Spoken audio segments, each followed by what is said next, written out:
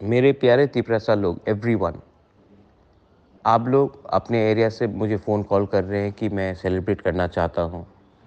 कोई साबरूम से फ़ोन कर रहा है, कोई कोरबुक से फ़ोन कर रहा है, कोई कंचनपुर से फ़ोन कर रहा है, कोई पानी सागर दामछरा से फ़ोन कर रहा है, कोई सिपाही जला से फ़ोन कर रहा है, कोई गोमती से फ़ोन कर रहा है। सब जगह से लोग मुझे फ़ोन कर रहे हैं। कोई रायमा वैली से किसी ने कल रात फ़ोन किया कि हम सेलिब्रेट कर सकते हैं कि नहीं महाराज। सेलिब्रेट करो, अपने कॉन्स्टिट्यूंसी में, अपने एरिया में, अपने गांव में सेलिब्रेट करो, लेकिन जो भी करना है शांति से करना है। और किसी का मजाक मत उड़ाओ, किसी को ह्यूमिलिएट मत करो, किसी को नीचे मत दिखाओ।